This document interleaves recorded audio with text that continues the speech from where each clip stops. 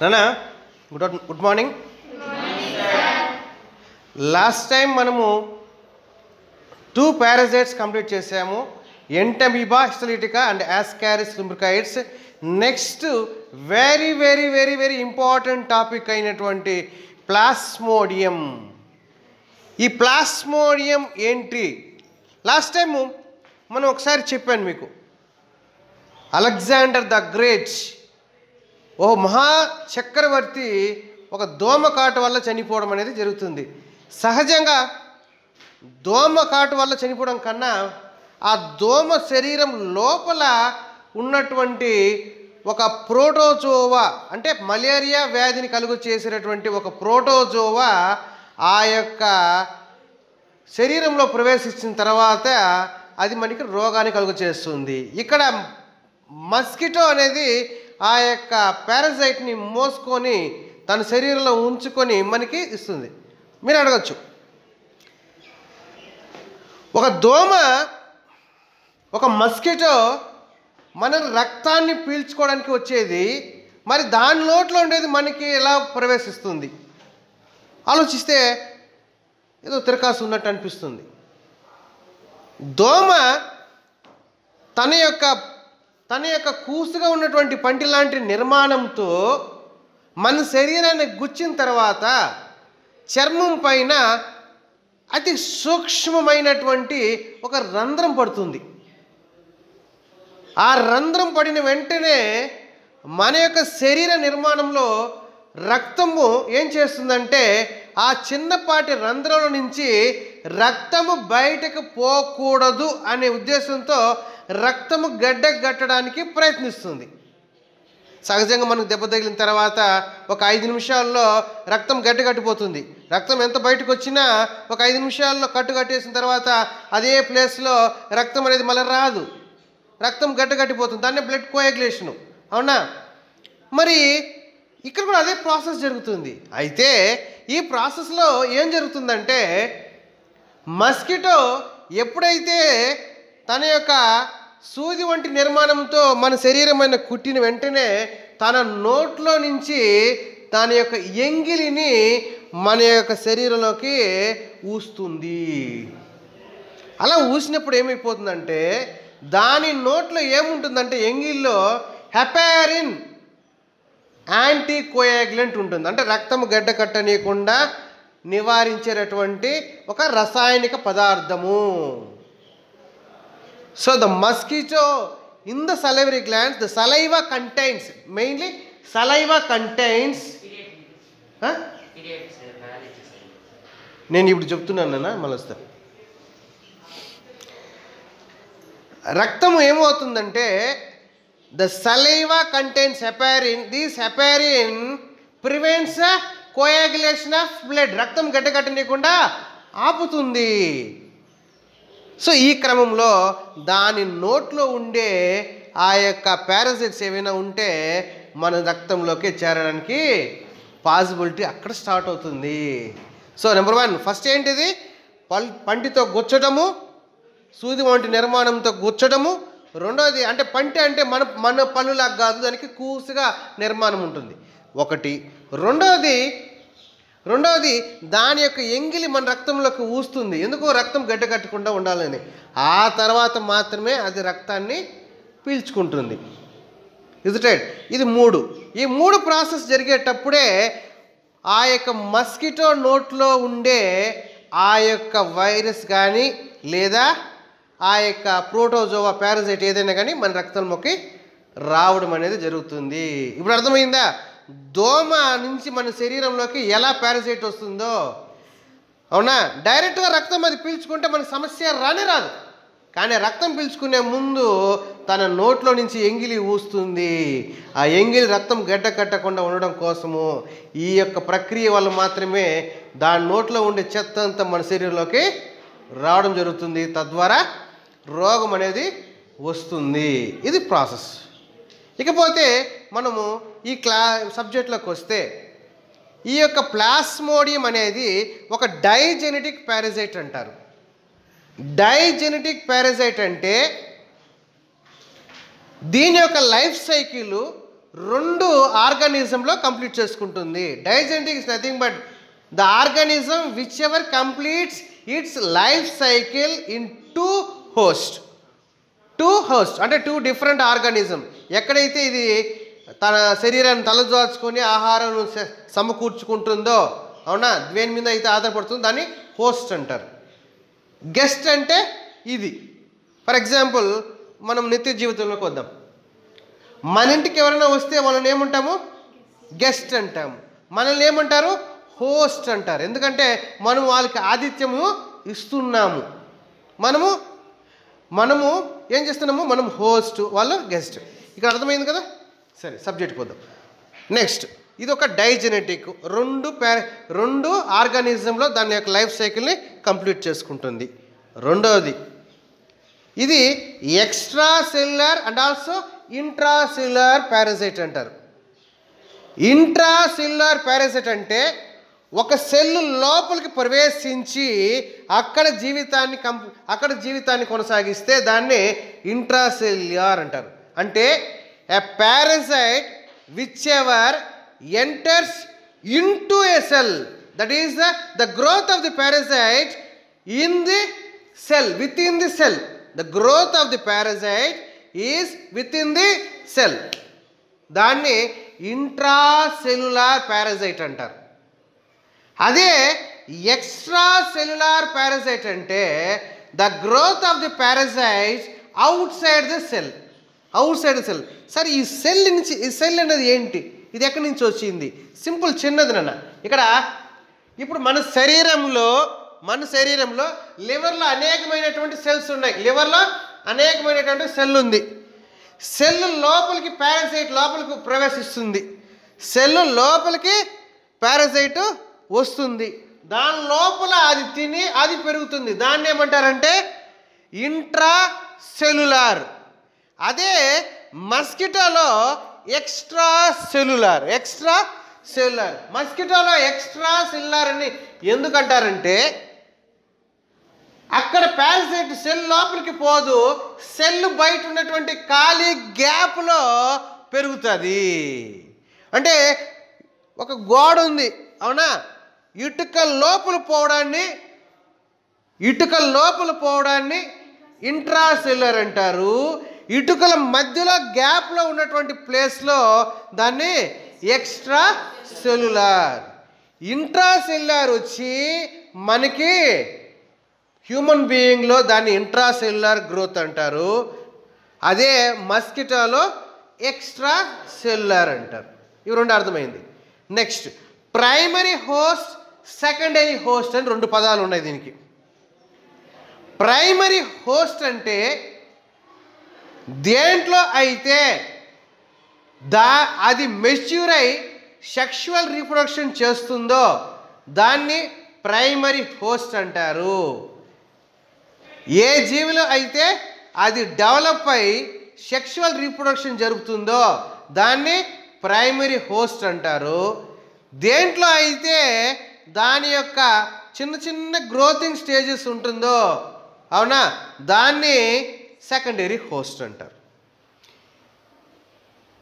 ఇక్కడ ప్లాస్మోడియంలో ఇది primary host ఏదిరా అంటే ఫీమేల్ అనాఫిలస్ మస్కిటో అనేది ప్రైమరీ హోస్టు. సెకండరీ హోస్టు మనిషి. నన్ను ఇప్పుడు టర్మ్స్ అన్నీ అర్థమైందా?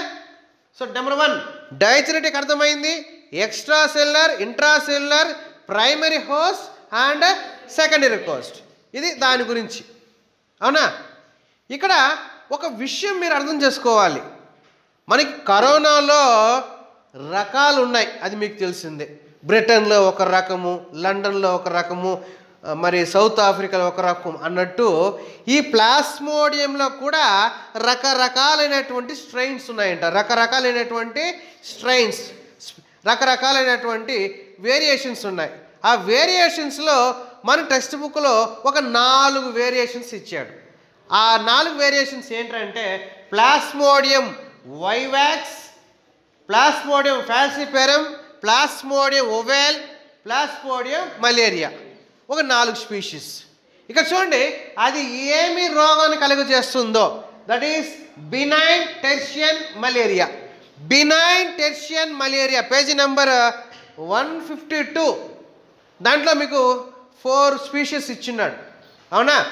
బినైన్ టెర్షియన్ మలేరియా అంటే, బినైన్ అంటే అంత సివియరిటీ లేకుండా ఈజీగా ట్రీట్ చేస్తే తగ్గిపోయేదాన్ని బినైన్ అంటారు. టెర్షియన్ అంటే ప్రతి 48 అవర్స్కి, అవునా, ఇది దాని యొక్క రోగాలు లక్షణాలు అంటే ఫీవర్ మనకి రావడం, అవునా, దాని యొక్క సైకిల్ అన్నమాట. దాని యొక్క సైకిల్ అది మీకు ఎప్పుడు అర్థమవుతుందంటే మీకు నేను చెప్తాను ఈ సబ్జెక్ట్లోకి వెళ్ళినప్పుడు. టెర్షియన్ అంటే 48 అవర్స్ మలేరియా. Next plasmodium ఫాల్సిపారం. ఇక్కడ చూడండి, ఇక్కడ మ్యాలిగ్నెంట్ అని ఉంది. మ్యాలిగ్నెంట్ అంటే which is highly dangerous, highly dangerous అని అర్థము. అంటే ఇది ప్లాస్మోడియం. చూడండి, కరోనాలో కూడా రకాలు ఉన్నాయి కదా, కొన్ని కరోనాలు ప్రాణాంతకము, కొన్ని కరోనాలు అంత ప్రాణాంతకం కాదని మనం వింటూ ఉంటాం.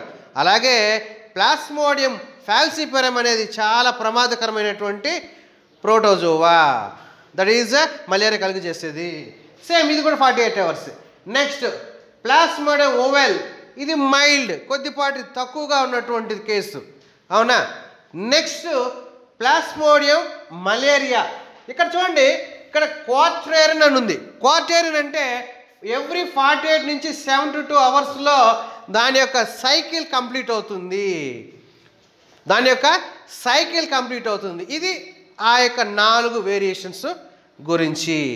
మనం నెక్స్ట్ టాపిక్ వెళ్తే, ఒకప్పుడు మలేరియాని ఏమని పిలిచేవారంటే లాటిన్ పదంలో bad air, mall. Bad mall అంటే మలేరియా అప్రేషన్ మలేరియా ఉంది కదా, మాల్, దాంట్లో మాల్ అంటే బ్యాడ్ చెడు, ఏరియా గాలి, చెడు గాలి అని చెప్పేవారంట. నెక్స్ట్ తర్వాత ఈ యొక్క ప్లాస్మోడియంని డిఫరెంట్ సైంటిస్టు అంచెలుగా గుర్తించుకుంటూ వచ్చారంట. First scientist number 1 Charles Laveran అనే ఒక వ్యక్తి, French military doctor. Charles Laver అనే వ్యక్తి ఒక ఫ్రెంచ్ మిలిటరీ డాక్టరు. అతను ఫస్ట్ టైము ఏం చేశాడంట, ఒక వ్యక్తి యొక్క రక్తంలో ఈ యొక్క ప్లాస్మోడియం పారాసైట్ని గుర్తించాడంట. So Charles Laver is the first scientist who discovered this malaria parasite present in the patient blood. Malaria వ్యాధితో ఎవరైతే బాధపడుతున్నాడో వాడి యొక్క రక్తంలో ఈ పారాసైట్ని మొట్టమొదటిసారిగా చూసినటువంటి వ్యక్తి Charles Laveran. Next sir Patrick Manson. ఇతను ఇంకొక సైంటిస్ట్. ఇతను వచ్చి ఒక మస్కిటో, ఇతను కూడా ఒక డాక్టరే, ఒక స్కాటిష్ డాక్టర్. ఇతను ఏం చేశాడంటే అతను ఎలిఫెంటేసిస్ మీద రీసెర్చ్ చేస్తున్నాడంట. అంటే ఏనుకాలు తెలుసు కదా, అంటే బోధకాలు తెలుసు కదా, ఈ బోధకాల మీద రీసెర్చ్ చేసేటప్పుడు అతను ఒక విషయాన్ని కనుక్కున్నాడంట. ఏం కనుక్కున్నాడంట, ఈ మలేరియా వ్యాధి ఒకరి నుంచి ఒకరికి స్ప్రెడ్ అయ్యేదానికి కారణము ఈ యొక్క దోమకాటు అని కనుక్కున్నాడంట మిస్టర్ ప్యాట్రిక్ మ్యాన్సన్. బోధకాల మీద రీసెర్చ్ చేసేటప్పుడు while research on elephantiasis he discovered that female anopheles mosquito is transferring diseases from one person to other person. వాడు కనుక్కున్నాడు. సర్ రొనాల్డ్ రాస్, ఇంకొకడు బ్రిటిష్ ఆర్మీ డాక్టర్. ఇతను హైదరాబాద్లోనే రీసెర్చ్ చేస్తూ ఇతను ఏం కనిపెట్టాడంటే దోమ కడుపులో ఊసిడ్స్ ఉన్నాయి, అంటే దోమ కడుపులో ప్లాస్మోడియం పారాసైట్ ఉంది అని కనుక్కున్నవాడు ఈ యొక్క సర్ రొనాల్డ్ రాస్. ఇతను కనుక్కున్నటువంటి విషయానికి ఇతనికి నోబెల్ ప్రైజ్ 1902లో ఇవ్వడం జరిగింది. ఇతను ఆగస్ట్ 20వ తేదీ కనుక్కున్నాడు కాబట్టి ఆ రోజుని వరల్డ్ మలేరియా డే అని లేదా వరల్డ్ మస్కిటో డే అని, అంటే దోమలకి కూడా ఒక రోజు ఉంది, అది ఆగస్టు 20. మీలో ఎవరికైనా ఆగస్ట్ 20 బర్త్డే ఉందా? లక్కీగా ఆగస్టు 20 ఎవరికి బర్త్డే లేదు, లేకపోతే దోమల రోజు వాడి రోజు ఒకటే అయిపోయేది. సో లక్కీగా అది లేదు. నెక్స్ట్ ఇది దాని గురించి స్టోరీ నాన్న. సో స్టోరీ ఏంటిది? సో ముగ్గురు సైంటిస్టుల గురించి మనం చెప్పుకున్నాము. సో ముగ్గురు సైంటిస్ట్ తర్వాత అది వరల్డ్ మస్కిటో డే గాను లేదా వరల్డ్ మలేరియా డే కానీ ఆగస్టు 20వ తేదీ గుర్తించడం అనేది జరిగింది. ఇప్పుడు మనం టాపిక్లోకి వద్దాం. Structure of plasmodium. Structure of plasmodium చేయాలంటే దీంట్లో మొదటిది స్పోరోజాయిడ్ స్ట్రక్చర్ అంటారు. మీకు ఇంతకుముందు చెప్పాను, దోమ కాటు వల్ల ఇది ఒకరి నుంచి ఒకరికి స్ప్రెడ్ అవుతుంది. దాన్నే ఇంగ్లీష్లో ఇనాకులేషన్ అంటారు. ఇనాకులేషన్ అంటే ఏంటి? ఇంజెక్షన్ వేసినట్టు. అదే కంటామినేటెడ్ ఫుడ్ అంటే మనం చేతితో తింటాం. ఇది అట్లా కాదు. చేయి శుభ్రంగా కడుక్కున్నా, అవునా, ఆహారం మీద బాగా కవర్ చేసుకున్నా నీకు వస్తుంది. కారణం ఏంటంటే ఆ దోమ ఎక్కడో ఉంది, ఎక్కడో వచ్చి కరిచేసి వెళ్ళిపోతుంది. సో అది ఇక్కడ జరుగుతున్నటువంటి ప్రాసెస్. సో ఇవన్నీ అయిన తర్వాత ఇప్పుడు మనం స్పోరోజైట్కి వెళ్దాం. స్పోరోజైట్ స్ట్రక్చర్ చూసుకున్నట్టయితే దీని గురించి ఆ స్ట్రక్చర్ని ఎక్స్ప్లెయిన్ చేసేవాడు గ్రానం అనే ఒక సైంటిస్టు ఈ స్ట్రక్చర్ని ఎక్స్ప్లెయిన్ చేసాడు. ఇది ఏంట్రా అంటే ఇది స్పోరోజైట్ అనేది ఒక షికిల్ షేప్డ్ స్ట్రక్చర్. ఎక్కడంటే మధ్యలో ఉబ్బెత్తుగా ఉండి ఎడ్జెస్లో పాయింటెడ్గా ఉంటుంది.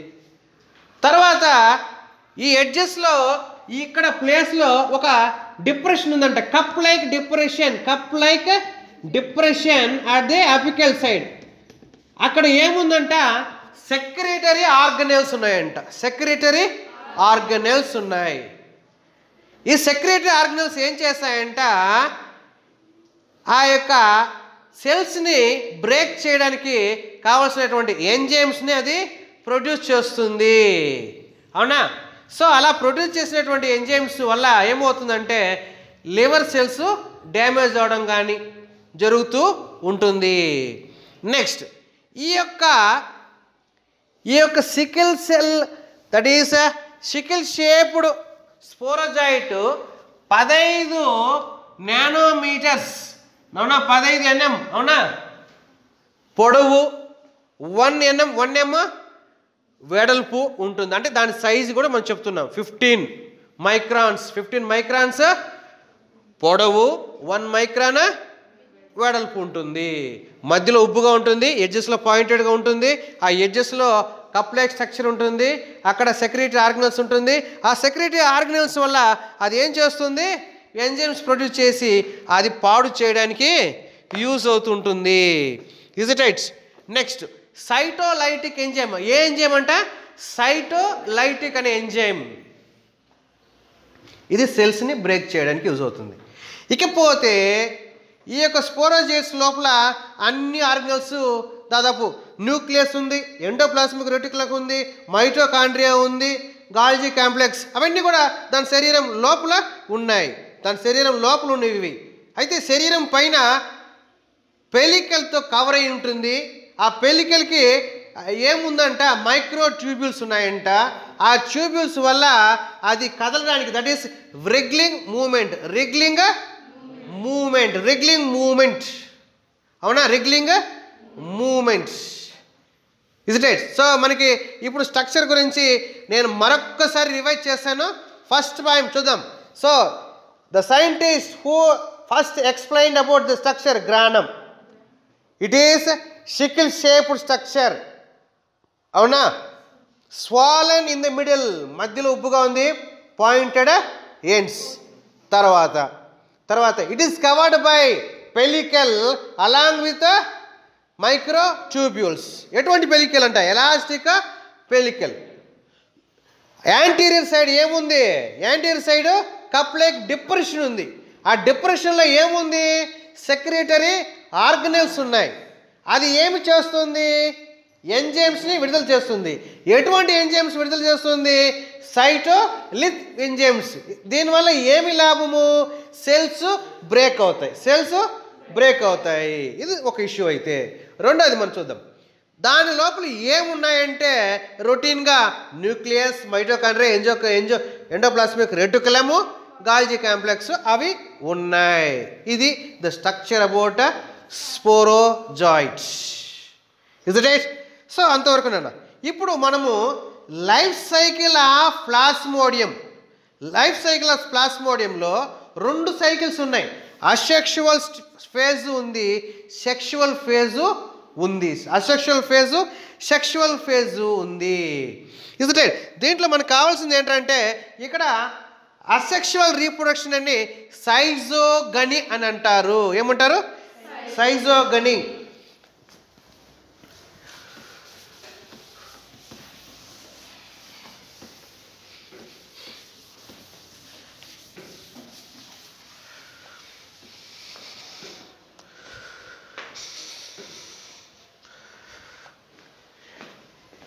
అసెక్షువల్ రీప్రొడక్షన్ని సైజోగని అని అంటారు. ఓకే. ఈ అసెక్షువల్ రీప్రొడక్షన్ ఎక్కడ జరుగుతుందంటే హ్యూమన్ బీయింగ్స్లో జరుగుతుంది. ఎక్కడెక్కడ జరుగుతుంది అంటే 1 లివర్లో జరుగుతుంది, 2 ఆర్బీసీలో జరుగుతుంది. లివర్లో జరిగితే దాన్ని ఏమంటారు? హెపాటిక్ సైజోగని. ఒకవేళ ఆర్బీసీలో జరిగితే ఎరిథ్రోసైటిక్ సైజోగని. సో సైజోగనిలో అర్థమైంది. నెక్స్ట్ మనకు కావాల్సింది ఏంటంటే ఎరిథ్రోసైటిక్ సైజోగని అండ్ హెపాటిక్ సైజోగని అర్థమైంది. ఇప్పుడు మనము స్ట్రైట్గా life cycle of human being, life cycle of plasmodium in human being వద్దాం. సో దీన్ని ఫస్ట్ డిస్క్రైబ్ చేసినటువంటి ఒక సైంటిస్ట్ షార్ట్ అండ్ గ్రానమ్ అనే ఒక 2 సైంటిస్టులు ఈ యొక్క life cycle asexual reproduction in human బీయింగ్ని కనుక్కున్నారంట. ఫస్ట్ పాయింట్ చూడండి. ఒక దోమ దాని శరీరం లోపల ప్లాస్మోడియం ఉంది అనుకోండి. ఇప్పుడు ఆ దోమ ఒక్కసారి ఒక వ్యక్తిని కరిచినప్పుడు దాని నోట్లో నుంచి దాదాపు 2000 స్పోరోజాయిడ్స్ వాడి రక్తంలోకి చేరుతుందంట. ఏమైంది? దోమ ఒక వ్యక్తిని కరిస్తే రక్తము పీల్చుకొని ఉద్దేశంతో కరిచినప్పుడు ఎంగిలి ఊస్తుంది కదా, ఆ ఎంగిల్లో దాదాపు ఎన్ని ఉంటాయంట? 2000 స్పోరోజాయిడ్స్ ఉంటాయంట. 2000 స్పోరోజాయిడ్స్ అరగంట లోపలే మనిషి యొక్క లివర్ సెల్లోకి ఎంటర్ అయిపోతుందంట. 2000 స్పోరోజాయిడ్స్ రక్తంలో వచ్చింది. ఇప్పుడు అది ఎక్కడికి వచ్చిందంట? అరగంట లోపలే లివర్ సెల్లోకి వెళ్ళిపోయింది, హెపాటిక్ సెల్స్లోకి చేరిపోయింది. ఇప్పుడు ఇక్కడి నుంచి మన స్టోరీ స్టార్ట్ అవుతుంది. అంటే మనిషిలో దీని యొక్క లైఫ్ సైకిల్ని 3గా డివైడ్ చేశారు. ఒకటి ప్రీ ఎరిథ్రోసైటిక్ సైకిల్ అని, ఎక్సో ఎరిథ్రోసైటిక్ సైకిల్ అని, ఎరిథ్రోసైటిక్ సైకిల్ అని 3గా డివైడ్ చేశారు. ఫస్ట్ మనం ప్రీ ఎరిథ్రోసైటిక్ సైకిల్లో ఏమి జరుగుతుందో చాలా క్లీన్గా ఇప్పుడు వినాలి నన్ను. ఇక్కడే ఎగ్జామ్లో కన్ఫ్యూజ్ అవుతూ ఉంటారు. ఇది చాలా విన్నారంటే చాలా ఈజీ, సింపుల్. కన్ఫ్యూజ్ అయ్యేది ఇక్కడి నుంచే. ఫస్ట్ అండ్ ఫార్మోస్ట్ థింగ్ ఏంటంటే ఒక లివర్ సెల్ మీకు రాస్తాను చూడండి. ఇక్కడ చూడండి, first point subheading pre erythrocytic cycle, అవునా? సో దీంట్లో ఏమవుతుంది? బయట నుంచి వచ్చినటువంటి స్పోరోజాయిట్ మన యొక్క లివర్లోకి వచ్చింది. లివర్లోకి వచ్చిన తర్వాత అదేమైపోతుందంట, రౌండ్గా మారిపోయి ఒక ట్రోఫోజాయిట్ స్టేజ్కి మారుతుంది, అవునా? సో ఫస్ట్ ఏం జరుగుతుంది?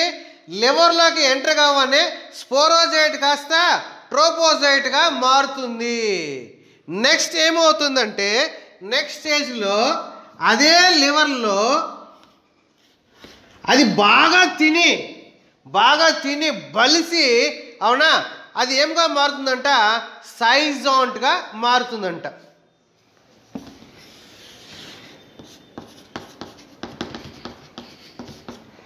ఇలా సైజాంట్గా మారిన తర్వాత అంటే చూడండి, స్పోరోజైట్గా వచ్చింది, ట్రోపోజైట్గా మారింది. ట్రోపోజైట్గా మారిన తర్వాత తిన్నింది, పెరిగింది, బలిసింది, ఇప్పుడు సైజాంట్గా మారింది. మారిన తర్వాత ఈ ఒక్క సైజాంట్ కాస్త ఏమైపోతుందంట, మల్టిపుల్ ఫిషన్ జరుగుతుందంట.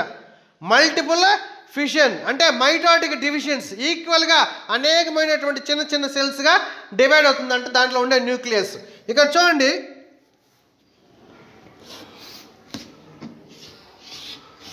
ఒక్కటిగా ఉండేది కాస్త అతి చిన్నగా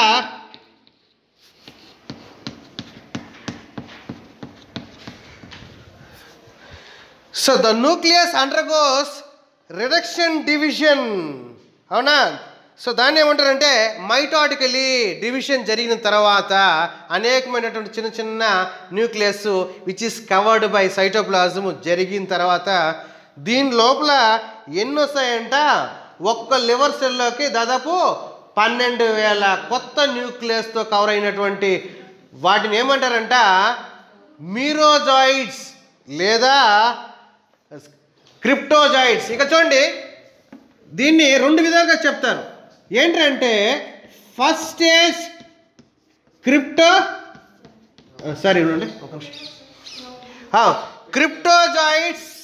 క్రిప్టోజాయిడ్స్ లేదా ఫస్ట్ స్టేజ్ మీరోజాయిడ్స్ అని పిలుస్తారు,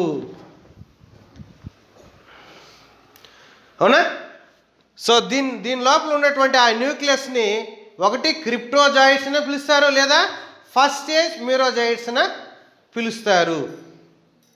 ఇప్పుడు ఇదేమైంది అంటే ఒక్క న్యూక్లియస్ కాస్త చిన్న చిన్న న్యూక్లియస్గా డివైడ్ అయిపోయింది విత్ సైటోప్లాజంతో, దాన్ని ఏమంటారు క్రిప్టోజాయిడ్స్ ఆర్ మీరోజాయిడ్స్ అంటారు. ఇది ఎలానే ఉంటుందంటే కాదు, ఇవి కూడా ఏమైపోతుంది, పెరిగిన తర్వాత ఈ యొక్క లివర్ సెల్ బ్రేక్ అయిపోతుంది. ఏమైపోతుంది, లివర్ సెల్ బ్రేక్ అయిపోయి దీంట్లో నుంచి ఎన్ని వస్తాయి, 1200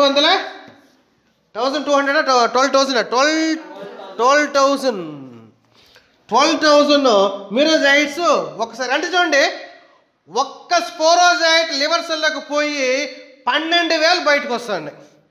ఈ 12,000 బయటకు వచ్చిన తర్వాత దానికి 2 ఆప్షన్స్ ఉంటాయంట. ఒకటి నేరుగా ఆర్బీసీలైనా కలుసుకుంటుందంట, లేదా కొత్త ఇంకొక లివర్ సెల్లోకి ఎంటర్ అవుతుందంట. ఇక్కడ చూడండి, ఒక్క స్పోరోజైట్ ఒక్క లివర్ సెల్లోకి వెళ్ళింది, 12,000 బయటకు వచ్చింది.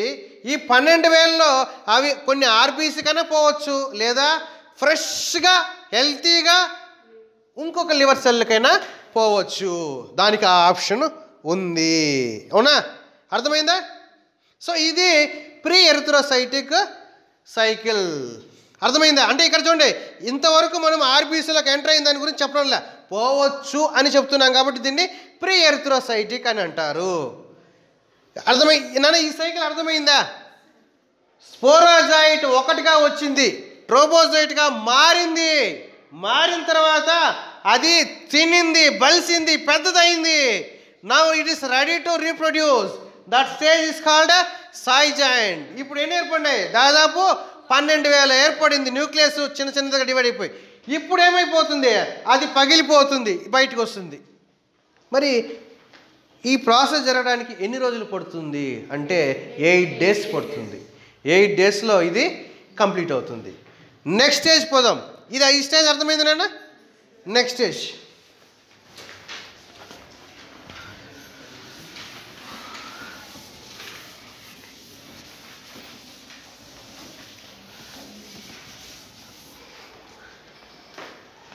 ఇక్కడ ప్రీ ఉంది కదా, దాన్ని ప్రీని మనం ఏం చేసుకోవచ్చు, ఎక్సో.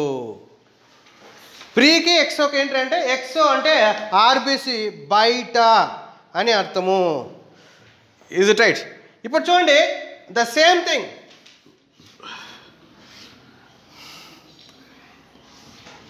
లివర్ సెల్ ఉంది, దాని లోపలికి ఒక క్రిప్టోమిరోజాయిట్ ఎంటర్ అయింది.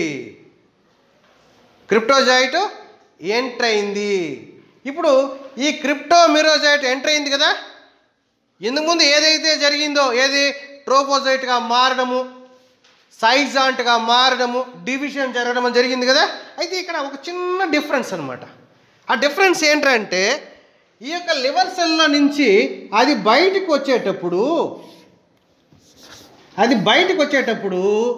రెండు విధాలుగా ఏర్పడతాయంట. ఏంటిది అంటే ఒకటి చిన్నదిగాను, ఒకటి కొంచెం పెద్దదిగాను. చిన్నది వచ్చి మైక్రో క్రిప్టోమిరోజాయిట్,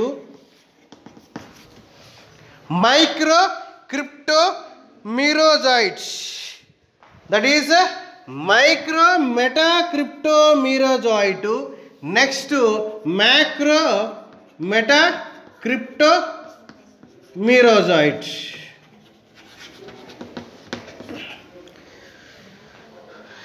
సో ఇక్కడ ఏమైంది నాన్న, లోపలికి వెళ్ళినటువంటి క్రిప్టోమిరోజాయిట్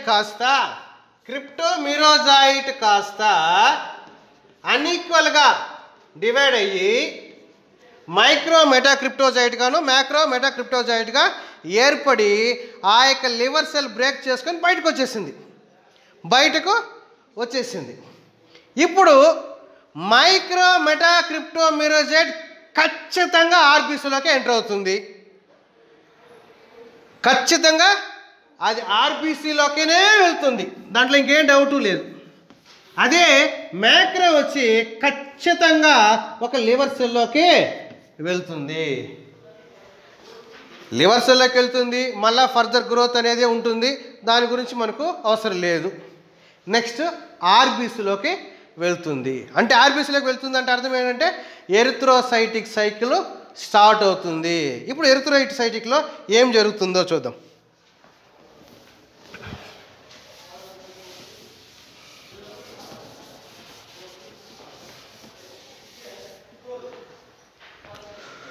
సో దీన్ని కనుక్కున్నటువంటి సైంటిస్టు కెమిల్లో గాల్జీ అనే ఒక సైంటిస్టు ఆర్బీసీలో జరిగే లైఫ్ సైకిల్ని ఆయన కనుక్కున్నాడు. కెమిల్లో గాల్జీ.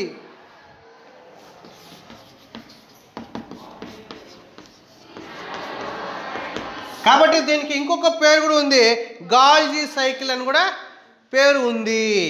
ఇక్కడ మనకు కావాల్సింది ఏంటంటే ఈ క్రిప్టోజాయిడ్స్ ఉన్నాయి కదా, అంటే ఫస్ట్ స్టేజ్ మిరోజాయిడ్స్ అయినా కావచ్చు, లేదా మైక్రో మెటాక్రిప్టోమిరోజాయిడ్స్. అవునా? అంటే చూడండి, ఒక ఆర్బీసీ లోపలికి ఏది రావచ్చు, రెండు రావచ్చు కదా. ఏంటది? మైక్రో మెటాక్రిప్టోమిరోజాయిడ్స్ అయినా రావచ్చు, లేదా ఫస్ట్ స్టేజ్ మిరోజాయిడ్స్. అవునా కదా, అదైనా రావచ్చు. ఈ రెండు వచ్చింది. అవునా? సో ఆ స్టేజెస్ కానీ కావచ్చు, ఈ స్టేజ్ వచ్చిన తర్వాత ఇది ఆర్బీసీలోకి ఎంటర్ అయిన తర్వాత అది ఏమిగా మారుతుందంట, రౌండ్గా ట్రోఫోజాయిట్గా మారుతుందంట. ఫస్ట్ ఈ ట్రాన్స్ఫార్మ్స్ ఇంటూ ట్రోఫోజాయిట్గా మారుతుంది. దీంట్లో ఏం డౌట్ లేదు కదా. నెక్స్ట్ ఇక్కడ చూడండి, ఒక ఆర్బీసీలోకి ఎంటర్ అయిన తర్వాత ఆ యొక్క పారాజైట్ రౌండ్గా ఉంటుంది కదా, ఆ పారాజైట్ రౌండ్గా ఉంటుంది. అవునా? ఇప్పుడు ఇది పారాజైట్ అనుకుందాం, లోపల ఉండేది పారాజైట్, ఇది ఆర్బీసీ, ఇది పారాజైట్. ఇప్పుడు ఈ పారాజైట్ లోపల వ్యాక్యూల్ ఏర్పడుతుందంట, ఖాళీ బుడగ లాంటి ఎయిర్ స్పేస్ ఏర్పడుతుందంట. ఆ తర్వాత ఆ ఖాళీ బుడగ వల్ల దానిలో న్యూక్లియస్ కాస్త ఈ పక్క వెళ్ళిపోతుందంట. వెళ్ళిపోయిన తర్వాత ఇది ఎలా కనపడుతుందంట, ఒక ఉంగరము, మన చేతికి వేసుకుంటామే ఉంగరము, వేర్లకి వేలకు వేసుకునే ఉంగరం లాగా అది కనపడుతుందంట. ఆ స్టేజ్ని signet ring stage. Signet ring stage అంటే ఏంటి అర్థము? ఇక్కడ చూడండి అన్న, ఇప్పుడు చూడండి, ఇది మామూలుగా పారాసైట్ అనుకో, ఇది పారాసైట్. ఈ పారాసైట్లో ఉన్నట్టుండి మధ్యలో ఖాళీ ప్లేస్ ఏర్పడిపోయింది. ఖాళీ ప్లేస్ ఏర్పడిపోయి ఇక్కడ ఉండే మొత్తం పార్ట్స్ అంతా కూడా, సెల్ ఆర్గనల్స్ అంతా కూడా ఈ చివరికి వచ్చేసింది. ఈ చివరికి వచ్చేసి ఇక్కడ బోల్గా ఏర్పడింది. ఆల్మోస్ట్ ఒక ఉంగరం లాగా ఉందా లేదా? సో అలా ఉంగరం లాగా ఉండే దాన్ని ఏమంటారంటే సిగ్నెట్ రింగ్ స్టేజ్.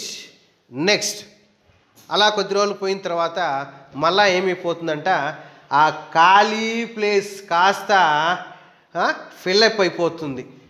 తర్వాత ఆ యొక్క పారాసైట్లో సూడోపోడియా, కాళ్ళు ఉంది కదా, సూడోపోడియా, ఫాల్స్ ఫుట్ అంటారు, సూడోపోడియా, అది డెవలప్ అవుతుంది. అంటే ఇప్పుడు ఈ స్టేజ్ నుంచి సిగ్నెట్ రింగ్ స్టేజ్ నుంచి ఈ ఖాళీ ప్లేస్ కూడా ఫిల్అప్ అయిపోయి ఆ యొక్క పారాసైట్లో ఏమొస్తుందంట, సూడోపోడియా లాగా ఒక అమీబా స్ట్రక్చర్ తయారవుతుందంట. ఒక అమీబా స్ట్రక్చర్ వస్తుంది. దాన్ని ఏమంటారంట అమీబాయిడ్ స్టేజ్. చూడండి, స్టేజెస్ మారుతుంది. సిగ్నెట్ రింగ్ స్టేజ్, నెక్స్ట్ ఇప్పుడు అమీబాయిడ్ స్టేజ్. అమీబాయిడ్ స్టేజ్కి ముఖ్య ఆధారం ఏంటంటే మొత్తము అనీవన్గా ప్లేసెస్ ఉండి సూడోపోడియా డెవలప్ అయ్యి గ్యాప్ ఏమీ లేకుండా, వ్యాక్యూల్స్ ఏమీ లేకుండా ఉంటే దాన్ని అమీబాయిడ్ స్టేజ్ అంటారు. మనం నెక్స్ట్కి వద్దాం. నెక్స్ట్కి వస్తే నెక్స్ట్ ఇప్పుడు ఇది ఏం చేస్తుందంట, బాగా తింటుందంట. బాగా తిని పారాసైట్ సైజు పెరుగుతుందంట. ఆర్బీసీ సైజుని కూడా ఏం చేస్తుందంట, తోస్తుందంట. అవునా కదా? అంటే అర్థం ఏంటంటే ఒక గదిలోకి నువ్వు వచ్చావు, ఆహారం ఉండింది, తిన్నావు, గదిలో నుంచి బయటకు పోయలేంటి పరిస్థితి. ఎందుకంటే నీకు ఆ తలుపు చాలా, తలుపేమో అదే, నువ్వు తినేసావు, నువ్వు సైజు పెరిగిపోయినావు, బయటకు పోయే పరిస్థితి లేకుండా పోయింది. అవునా?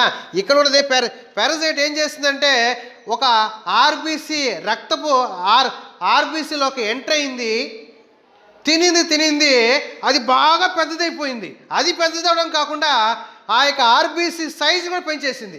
ఎలా పెంచేసింది అంటే ఒక బెలూన్లో మనం గాలి ఊదితే బెలూన్ సైజు పెరిగిపోతుంది. అవునా కదా? అలాగే ఆర్బీసీ సైజు కూడా పెరిగిపోతుంది. అలా పెరిగిపోయేదాన్నే హైపర్ ట్రోఫీ అని అంటారు. ఆర్బీసీ సైజు కూడా పెరిగిపోవడాన్ని హైపర్ ట్రోఫీ అని అంటారు. హైపోట్రోఫీకి అర్థమైందా? నెక్స్ట్ ఇప్పుడు దాని లోపల ఇంకొక మ్యాజిక్ జరుగుతుంది. ఏంటంటే ఆ పారాసైటు ఆర్బీసీలో ఏముందనుకున్నాం మనము, హిమోగ్లోబిన్ ఉంటుంది. హిమోగ్లోబిన్ గురించి మనం 10th క్లాస్లో చదువుకున్నాం. హిమోగ్లోబిన్ అనేది ఆక్సిజన్ని లంగ్స్ దగ్గర నుంచి మోసుకొని బాడీ పార్ట్స్కి మోసుకెళ్తుంటుంది అని చెప్పాము. అవునా కదా?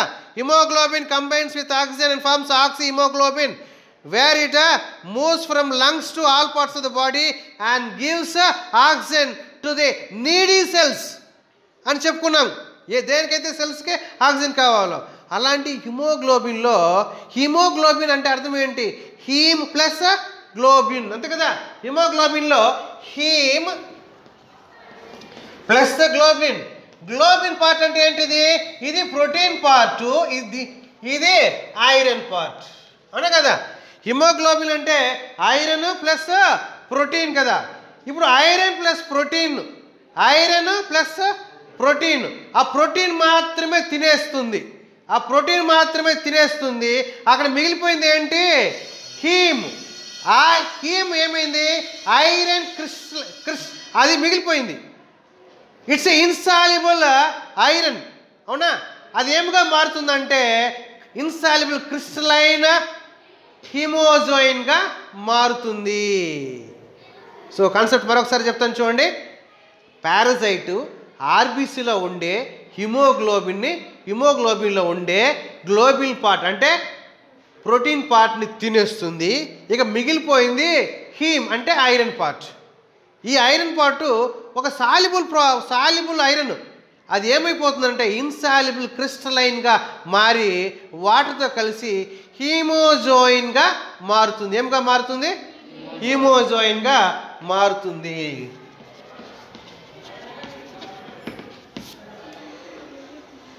ఇలా హీమోజోయిన్గా మారింది ఏమవుతుందంటే దాన్నే అక్కడక్కడ డాట్స్ కనపడితే మలేరియా పిగ్మెంట్స్ అని అంటారు. ఇంకొక సందర్భంలో అదే ఆర్బీసీలో అక్కడక్కడ డాట్స్ కనపడతాయంట. అదే ఆర్బీసీలో అక్కడక్కడ డాట్స్ కనపడితే దాన్ని ఏమంటారంట? స్కఫ్నస్ డాట్స్. అంటే ఆ పారాసైట్ లోపల ఆ యొక్క ఆర్బీసీ లోపల అక్కడక్కడ డాట్స్ కనపడితే దాన్ని ఏమంటారంట? స్కఫ్నస్ డాట్స్.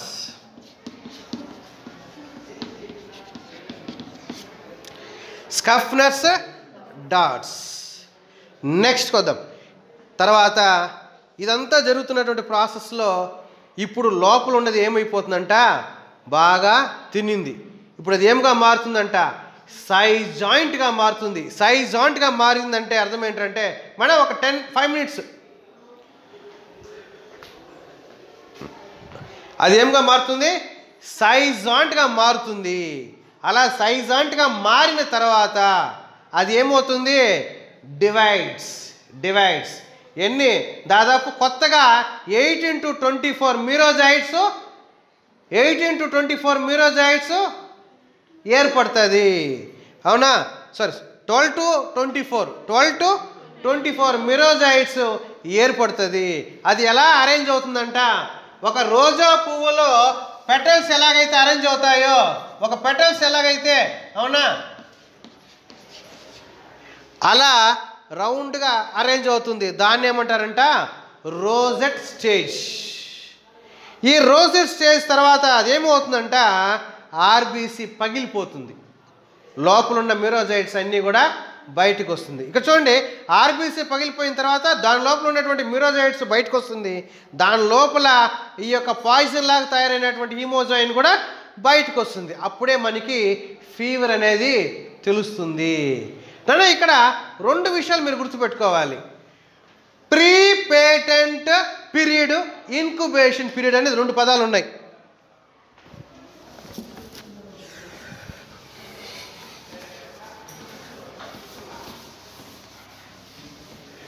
ఏమిటిది?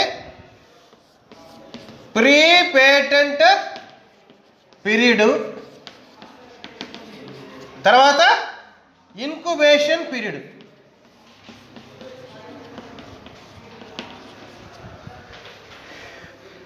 Nana, it is a time gap between entry of parasite and its appearance in the blood. దోమ కరిచిన తర్వాత స్పోరోజైట్ మన రక్తంలో ప్రవేశించిన కాడి నుంచి మనం బ్లడ్ టెస్ట్ చేస్తే బ్లడ్లో కనిపిస్తే అంతవరకు దాన్ని ఏమంటారంట? Pre patent period. ఎందుకు చెప్తున్నానంటే మీరు ఒకసారి ప్రీ ఎరిథ్రోసైటిక్ చూస్తే మీకు ఏమర్థమవుతుంది? లివర్లోకి స్పోరోజైట్ ఎంటర్ అయిన తర్వాత 12,000 మీరోజైట్స్ బయటకు వస్తాయి. ఎప్పుడు? 8 రోజుల తర్వాత. 8 రోజుల తర్వాత. అంటే దాన్ని ప్రీ పేటెంట్ పీరియడ్ అంటారు. ప్రీ పేటెంట్ పీరియడ్ అంటారు. It's time gap between entry of parasite and appearance of parasite in they blood. ఒకటి. రెండవది ఇన్క్యుబేషన్ పీరియడ్ అంటారు. It's a time gap between entry of parasite and appearance of it's symptoms. ఒక parasite శరీరంలో enter అయిన తర్వాత నుంచి దాని యొక్క రోగ లక్షణాలు బయటపడేంత వరకు. అంటే కరోనా మన శరీరంలోకి ప్రవేశించిన వెంటనే సాయంత్రానికి తలనొప్పి, దగ్గు రాదు. ఒక 3-4 రోజుల తర్వాత కదా మనకి లక్షణాలు బయటపడతాయి. అలాగే ఒక స్పోరోజైట్ లోపలికి ఎంటర్ అయిన తర్వాత కొద్ది రోజుల తర్వాతే అది మనకి జ్వరము అని కలిగిస్తుంది. అవునా? దాన్ని ఏమంటారు? ఇన్క్యుబేషన్ పీరియడ్ అంటారు. ఇది ఒకటైతే లాస్ట్లో అసెక్షువల్ రిప్రొడక్షన్లో లాస్ట్లో ఫార్మేషన్ ఆఫ్ గ్యామిటోసైట్స్.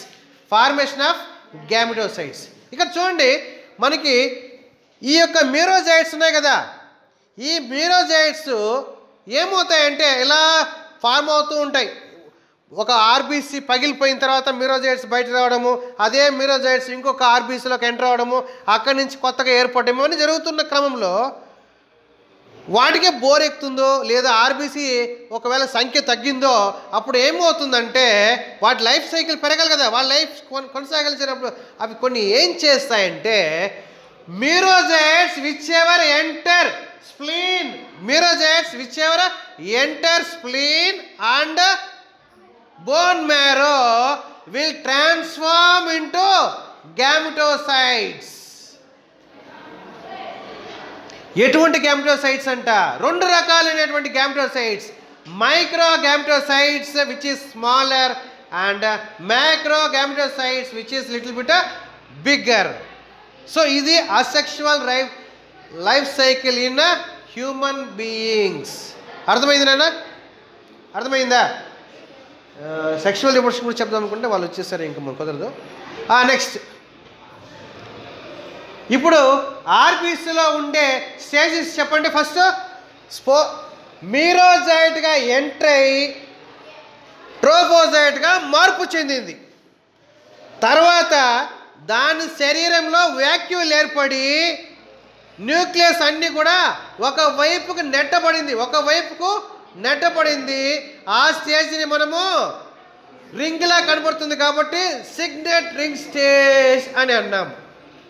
ఆ తర్వాత ఆ వ్యాక్యూల్ కూడా క్లోజ్ అయిపోయి సూడోపోడియా డెవలప్ అవుతుంది. ఆ స్టేజ్ని ఏమన్నాము? అమీబాయిడ్ స్టేజ్ అన్నాం. ఆ తర్వాత అది ఆర్బీసీలో ఉండే ఆహారాన్ని మొత్తం తినేసి అది బలిసి ఆర్బీసీని కూడా పెద్ద చేస్తుంది. దాన్ని ఏమన్నాము? హైపర్ట్రోఫీ అన్నాం. ఆ తర్వాత అది హిమోగ్లోబిన్ తినేసి హిమోగ్లోబిన్లో గ్లోబిల్ పార్ట్ని తినేసి హీమ్ని అలానే విడిచిపెడుతుంది. ఆ హీమ్ ఏమైపోతుంది? ఇన్సాల్యుబుల్ క్రిస్టలైన్ హీమ్గా మారి వాటితో కలిసి హీమోజోయిన్గా ఫామ్ అవుతుంది. దీన్నే మలేరియల్ పిగ్మెంట్స్ కూడా అని అంటారు. దీంట్లోనే అక్కడక్కడ మనకి కొన్ని డాట్స్ కనపడుతుంది, దాన్నే స్కఫ్నర్స్ డాట్స్. ఇలా జరుగుతున్న ప్రాసెస్లో వాటి సైజు పెరిగిన తర్వాత అదేమిగా మారుతుంది? సైజాంట్గా మారుతుంది. సైజాంట్గా మారడం అంటే అది డివిజన్కి సిద్ధంగా ఉన్నట్టు. ఇప్పుడు డివిజన్ జరుగుతుంది. 12 నుంచి 24 మిరోజైట్స్ కొత్తగా ఏర్పడతాయి. ఇవి ఎలా అరేంజ్ అయినాయంట? ఒక రోజ్లో పెటల్స్, ఒక రోజా పువ్వులో ఆ రేకులు ఎలాగైతే రౌండ్గా ఒక పద్ధతి ప్రకారం అరేంజ్ అయినాయో అలా అరేంజ్ అయి ఉంటుంది. దాన్నే రోజెట్ స్టేజ్. ఇప్పుడు ఆర్బీసీ ఏమైపోతుందంట? బ్రేక్ అవుతుంది. అంటే 48 అవర్స్లో ఇది జరిగిపోతుందంట. అంటే ఏంటి? మిరోజైట్స్ ఆర్బీసీలోకి ఎంట్రీ అయ్యి ఇవన్నీ జరగడానికి ఎంతసేపు టైం పడుతుందంట? 48 అవర్స్. 48 అవర్స్ తర్వాత ఆ ఆర్బీసీ బ్రేక్ అయిపోతుంది. దాంట్లో నుంచి 24 మిరోజైట్స్ బయటకు వస్తాయి. ఇలా జరుగుతున్నటువంటి ప్రాసెస్లో ఒక్క స్టేజ్ దగ్గర కొన్ని మిరోజైట్స్ ఆ యొక్క స్ప్లీన్ దగ్గర కానీ బోన్ మ్యారో దగ్గర కానీ పోయి అవి గ్యామెటోసైట్స్గా మార్పు చెందుతుంది. ఎటువంటి గ్యామెటోసైట్స్గా? మైక్రో గ్యామెటోసైట్స్ గాను మ్యాక్రో గ్యామెటోసైట్స్గా మార్పు చెందుతుంది. This is asexual reproduction in human being.